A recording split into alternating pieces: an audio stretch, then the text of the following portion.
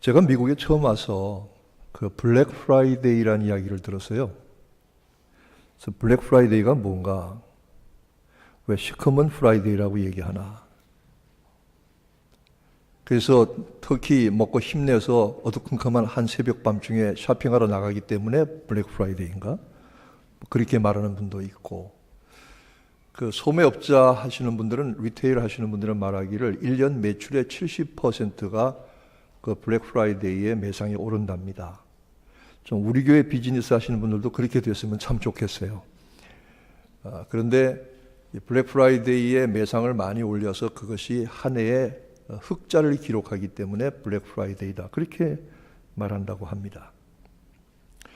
그 사람들이 몰려가서 그 물건을 사는 걸 보니까 참 대단하더라고요. 물론 뭐 우리 다 가는 건 아니지만 그 새벽부터 가서 몇 시간씩 줄을 서서는 몰려 들어가서 뭐 서로 찍고 밟히기도 하고, 또 어디서는 뭐 TV 하나 서로 가져가겠다고 총을 쏘기도 했다고 하는 그런 이야기도 들었는데, 이 쇼핑하고 이 12월 한 달은 그냥 심각하게 무겁게 그리고 의미 있게 지내는 것보다는 대체적으로 사람들이 들떠서 그 마음이 분주하게, 그리고 약간은 흥청거리면서, 그리고 그냥 지나가도 좋은 그런 계절 혹은 달로 생각하는 것이 보통입니다. 근데 오히려 이 12월 달은 역설적으로 과거와 현재와 미래를 깊이 생각하고 준비하는 절기가 바로 이 계절이고 절기고 달이라고 할 수 있을 것입니다. 이 12월에 있는 성탄의 절기는 그런 면에서 세 가지의 중요한 의미를 가지고 있습니다. 오늘은 성탄의 절기의 중요성에 대해서 한번 생각해 보려고 합니다. 첫째는 성탄은 예언된 절기라는 것입니다. 성경학자들은 말하기를 인류의 역사에는 두 가지가 있다고 합니다. 세속의 역사가 있습니다. 로마 황제가 누가 되고, 그리고 유대의 총독이 누가 되고, 유대의 왕들이 누가 되고, 그들이 어떻게 나라를 다스리고 어떤 일들이 있었고, 이런 것들은 말하자면 세상의 역사입니다. 미국이 200여 년 전에 나라를 세우고 청교도들이 왔고 감사절을 지켰고, 그리고 남북전쟁을 치렀고, 그리고 1, 2차 대전을 거쳐서 오늘까지 왔다. 대한민국이 어떻게 어떤 역사를 거쳐왔다. 이런 것은 일반 세속의 역사입니다. 그러나 성경학자들은 일반 세속의 역사는 반드시 하나님의 구속의 역사에 지배받는다고 말하고 있습니다. 일반 세속의 역사가 있냐면 하나님의 구속의 거룩한 역사가 있습니다.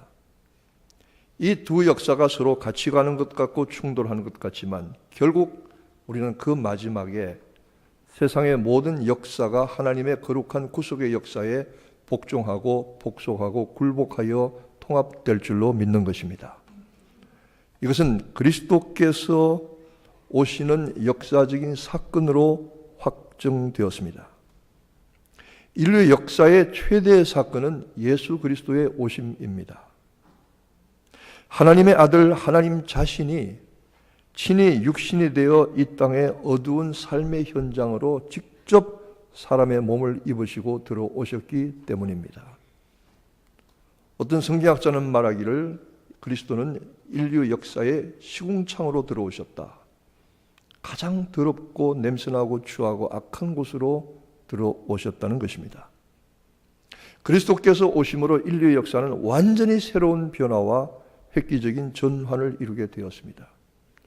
사람이 아무리 역사를 바꾸려고 노력하고 힘써도 그것은 사람의 노력에 그치고 맙니다. 하나님이 역사하셔야 됩니다. 하나님이 바꾸셔야 하는 것입니다. 예수 그리스도의 오심에 따라서 역사는 BC와 AD로 갈라졌습니다. BC는 Before Christ, 그리스도가 오시기 전에 기원 전입니다. AD는 Anno Domini, 예수 그리스도 주 이후라는 뜻입니다. 역사는 BC와 AD로 갈라졌습니다. 예수 그리스도가 새로운 역사의 기원과 출발점이 되셨던 것입니다. 심지어는 세상에서 가장 악랄한 집단인 북한 공산주의자들도 대외적으로 사용할 때는 서기를 씁니다. 서기 2013년입니다. 피할 수가 없습니다. 그래서 어떤 분은 말하기를 역사 히스토리는 his story, 그분의 이야기다. 이렇게 말하는 말씀이 있지만 사실 히스토리의 어원은 그냥 히스토아 라틴어에서 나온 거니까 그것은 아닙니다. 그러나 우리는 그렇게 이해합니다. 예수 그리스도의 모든 역사가 앞으로 이 땅의 역사고 하나님의 구속 그리고 세속의 역사의 주인이 되실 것이다 하는 것입니다. 그 예수 그리스도께서 하나님의 아들이 하나님 자신이 육신을 입으시고 말씀이신 그분이 사람의 몸을 입으시고 이 땅에 오셨습니다. 이 일을 가장 정확하게 잘 표현하고 전달해주고 있는 이가 바로 사도 요한입니다. 요한은 요한 1서에 말하기를 태초부터 있는 생명의 말씀에 관하여는 우리가 눈으로 보았고 손으로 만졌고 주목하여 보았다고 했습니다. 요한이 어떤 사람입니까? 예수님의 제자 중에 가장 막내인 어린 제자입니다. 좀 버릇이 없긴 했지만은 예수님이 그를 귀여워하셨어요. 심지어 예수님이 식사하시느라고 이렇게 엎드려 계신데 옆으로 비스듬히 누워 계신데 거기 가서 푹 안겨서는 그곳에서 응석을 부리기도 했어요. 예수님의 품에 들어가서 예수님의 품에 얼굴을 머리를 기대고 그 품에서 느껴지는 따뜻한 체온과 그 가슴에서 울려나오는 심장의 고동 소리를 사도 요한은 직접 듣고 만졌던 것입니다. 십자가에서 죽으셨으나 부활하신 그분이 하나님이시며 하나님의 아들이시며 태초부터 있는 생명의 말씀이 우리 가운데 계셔서 우리가 눈으로 보았고 주목하여 보았고 손으로 만졌다. 말씀이 육신이 되어 우리 가운데 거하심에 우리가 그 영광을 보니 아버지의 독생자의 영광이요 은혜와 진리가 충만하더라. 예수 그리스도가 이 땅에 오신 것은 하나님이 계획하시고 하나님이 예정하시고 하나님이 진행하신 하나님의 구속사입니다. 죄 어둠이 가득한 인간의 역사를 구속의 역사로 바꾸시려는 하나님의 긍휼과 은혜가 바로 이 성탄절기에 포함이 되어 있습니다. 그러므로 오늘 이사야서에 말씀한 그대로 구약의 모든 예언이 말한 그대로 성탄은 예수 그리스도의 오심을 집중해서 말하고 성취된 그 예수 그리스도의 오심을 증거하고 우리가 기리는 놀라운 절기며 예언된 절기라는 사실입니다. 두 번째로 성탄은 회복의 절기입니다.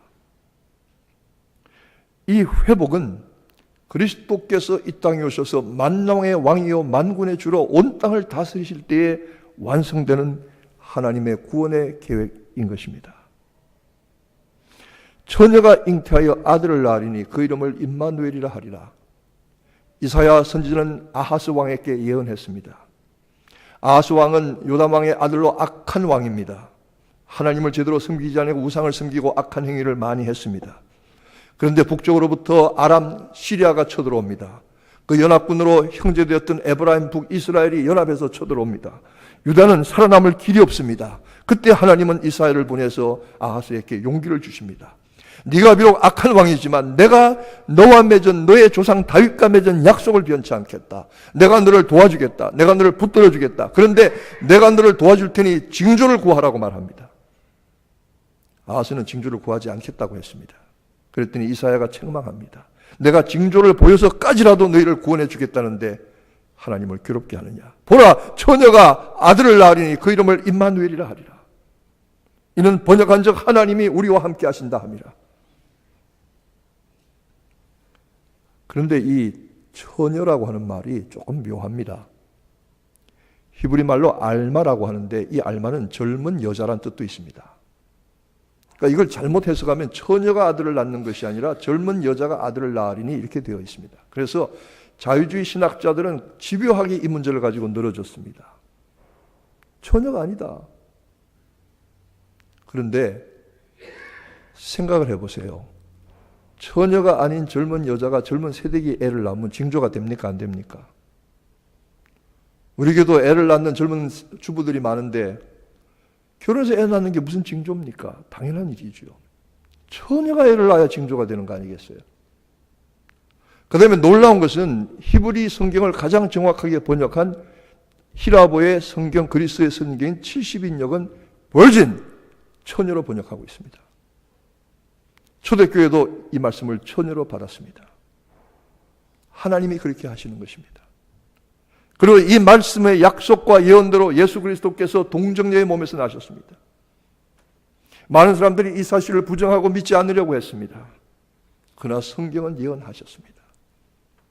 그리고 우리는 믿습니다. 그가 이 땅에 오셨는데 오늘 성경 본문 이사야서 9장 이하에 보니까 이렇게 말씀하고 있습니다. 이는 한 아기가 우리에게 낳고 한 아들을 우리에게 주신 바 되었는데 그 어깨는 정사를 메었고 그 이름은 기묘자라 모사라, 그 다음에 기가 막힌 말씀하십니다. 전능하신 하나님이라, 영존하신 아버지라, 평강의 왕이라 할 것이라. 여러분, 제가 신자들이 애를 낳아서 저보고 이름을 지어달라고 오는 경우가 간혹 있어요. 내가 무슨 장명소도 아닌데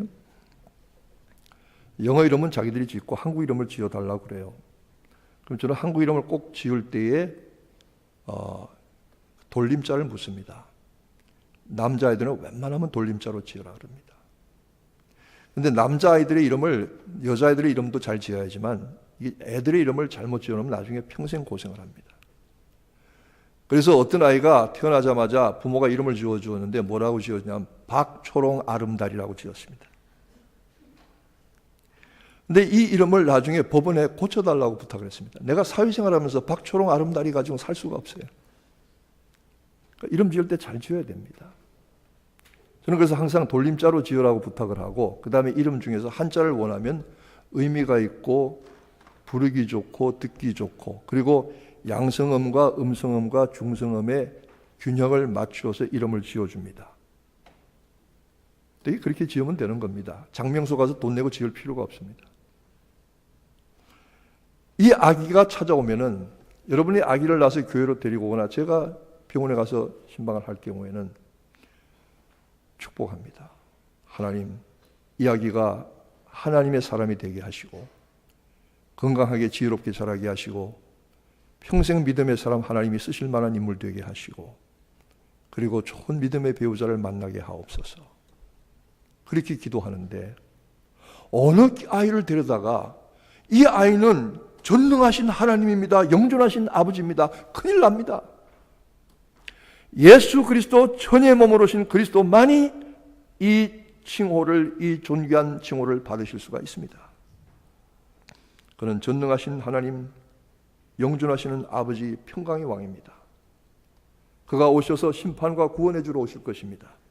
그런데 그리스도께서 다시 오시면, 하나님의 창조의 아름다움과 완전함이 회복이 됩니다. 만물을 그 발 아래 복종하게 하시고 모든 것들을 심판하시고 구원하셔서 하나님의 창조의 아름다운 계획과 완전함을 회복시키시는 일이 그리스도께서 다시 오시는 일입니다. 며칠 전에 한국에서 좀 참 안 된 얘기가 있었어요. 대공원의 동물원에서 러시아의 대통령이 기증했던 시베리아 호랑이가 사육사를 물었어요. 목을 물어서 목뼈가 부러졌어요. 죽을지 살지 몰라요. 호랑이가 어떻게 뭘 잘못 관리를 했는지 호랑이가 그 사육사를 물었어요. 큰일입니다. 끔찍한 일입니다. 근데 알고 보니까 그 사육사는 원래 호랑이나 맹수를 다루던 사람이 아니고 아이들이 견하고는 곤충, 벌레를 다루던 사람이랍니다. 어떻게 그 사람을 맹수의 사육장에 배치했는지 알 수가 없어요. 결과는 끔찍하게 나타났습니다. 그래서 그 호랑이를 죽여야 되느냐 살려야 되느냐 말이 많습니다. 성경은 이렇게 말하고 있습니다. 어린아이가 독사의 굴에 손을 넣어서 장난칠지라도 해를 입지 아니할 것이다. 사자와 염소와 어린 양이 함께 풀을 뜯을 것이다. 모든 전쟁이 사라지고 모든 무기들이 녹여져서 농기구가 될 것이다. 하나님의 창조의 아름다운 질서, 낙원의 질서와 아름다움이 완전하게 회복되는 것이 그리스도의 재림입니다. 그리스도께서 오신 것은 바로 이 일을 위해서 오셨던 것입니다. 그러므로 그리스도의 오심은 하나님의 창조와 구원의 아름다움을 회복시키시고 완전하게 하시려는 것이지요. 성탄은 회복의 절기입니다. 성탄 그리스도가 우리 안에 오심으로 우리는 서로 사랑을 이야기하고 화평을 이야기합니다. 전쟁을 하다가도 성탄절에는 휴전을 합니다. 심지어는 베트콩들도 휴전을 했습니다. 성탄절에는 이 평화의 날, 이 은혜의 날에는 무기를 놓고 사람들이 휴식을 취하였습니다. 독일군과 미군이 유럽전에서 전쟁을 하다가 성탄절 하루 휴전하기로 했습니다. 그래서 독일군과 미군이 마을 한가운데 있는 교회에 가서 성탄 예배를 드렸습니다. 전쟁은 하지만 서로 쏘고 죽이지만 그러나 이 날은 평화와 회복의 날이 되어야 한다는 것입니다. 세 번째로 성탄은 종말의 절기입니다. 하나님의 아들이 이 땅에 오심으로 이 땅의 종말의 시간은 시작되었습니다. 만약에 성탄이 2000년 전에 그리스도께서 이 땅에 오신 것을 기념하는 과거의 절기라고 하면 우리는 늘 과거에 묻혀 있을 수밖에 없습니다. 우리가 성탄의 절기를 지키는 것은 2000년 전에 오신 그리스도를 기리자고 기념하자고 지키는 것이 아닙니다. 성탄의 절기를 지키는 것은 다시 오실 그리스도를 예비하고 고대하고 준비하는 종말의 준비이어야 합니다. 이제 오실 그리스도께서 다시 오시면 그가 세속의 역사와 구속의 역사를 완성하실 것이다. 주님 다시 오시옵소서. 떨리는 마음으로 고대하는 종말의 절기가 바로 이 성탄절이어야 합니다. 여러분, 이 성탄절기가 주님이 속히 다시 오시기를 고대하는 종말의 절기가 되어지기를, 그런 믿음 가지시기를 축원합니다. 제가 양로원에 가보면 노인들이 계신데 참 오래 사시고 건강하게 사시는 건 참 좋은 일이지만 그렇게 하루 종일 거기 가만히 계신 걸 보니까 안 됐더라고요. 제가 그분들 앞에 걸어 다니면서 미안한 마음이 들었어요. 미안한 마음이 들었어요. 우리가 이 땅에서 오래 사는 것도 좋은 일이고 건강하게 사는 것도 좋은 일이지만 주님, 내 살아생전에 내 눈으로 주님 오시는 것을 보게 하여 주옵소서. 종말에 관한, 주님의 재림에 관한 간절한 고대가 이 성탄의 절기에 새롭게 되기를 바랍니다. 저는 원래 글을 잘 못 쓰는 사람인데, 그리고 주보에는 항상 그 남의 시를 이렇게 올려서 여러분 도움이 되도록 했는데, 이번에는 제가 한 편 써봤습니다. 주여 속히 오소서. 다시 오실 주님 그 소망을 보찜지듯 걸치고 다니던, 때로 어디다 두었는지조차도 가물하던, 오히려 네 볼까 감추기조차도 했던 다시 오실 주님 그 소망을 이제는 온몸으로 쓰게 하소서. 빈 가슴으로 움켜 안게 하소서. 그리고 큰 길로 나가게 하소서. 다시 오실 주님 그 소망을 분명히 간절히 말하게 하소서. 그 무엇으로도 채우지 못할 갈망, 감당할 오직 한 가지, 다시 오실 주님 그 소망을 주여 속히 오시옵소서. 여러분, 이 소망의 절기가, 주님을 고대하는 종말의 절기가 여러분의 삶에 은혜와 평강으로 임하시기를 주님의 이름으로 축원합니다.